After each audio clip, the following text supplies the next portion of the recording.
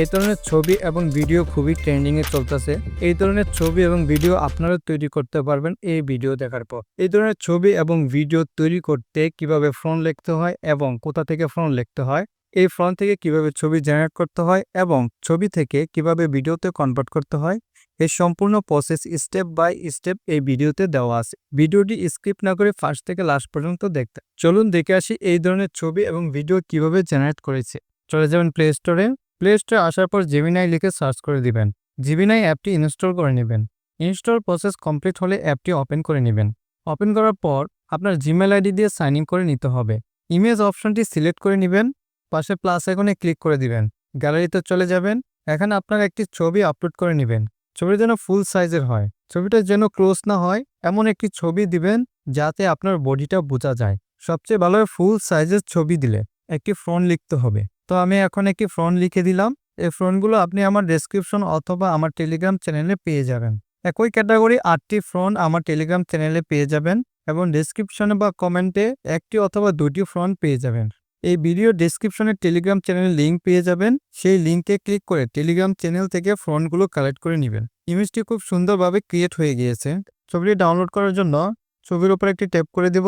উপরে ডাউনলোড আইকনে ক্লিক করে ছবিটি ডাউনলোড করে নিব। এখন এই ছবিটি দিয়ে এই ধরনের ভিডিও তৈরি করব।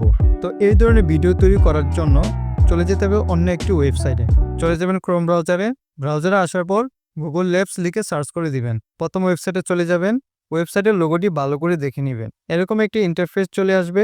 দেখতে পাচ্ছেন ক্রিয়েট উইথ ফ্লো, এই লেখাটির উপর একটি ট্যাপ করে দিবেন। আবার ক্রিয়েট উইথ ফ্লোতে একটি ট্যাপ করে দিবেন।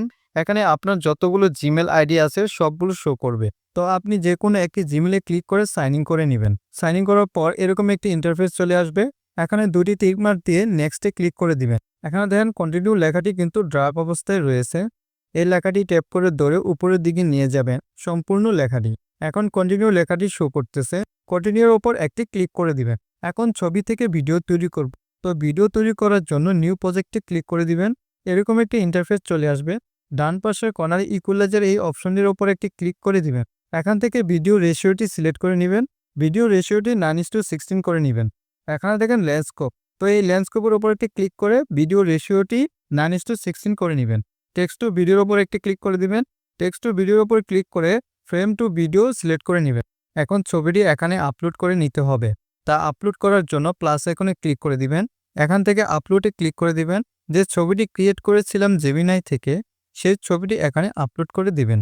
এখানে ক্লিক করে পোর্ট্রেটে ক্লিক করে 9:16 করে নেবেন। ক্রপ অ্যান্ড সেভে ক্লিক করে দিবেন। ছবিটি কিন্তু আপলোড হয়ে গিয়েছে। তো এখানে একটি ছোট্ট ফন্ট লিখে দিতে হবে।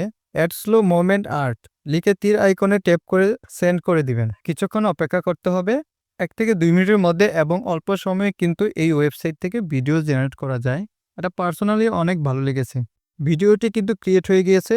তো এই ভিডিওটি এখান থেকে আপনি প্লে করে দেখতে পারবেন এবং ডাউনলোড করার জন্য ভিডিওর উপর একটি ট্যাপ করে দিবেন। উপরে ডাউনলোড আইকনে ক্লিক করে ভিডিওটি ডাউনলোড করে নেবেন।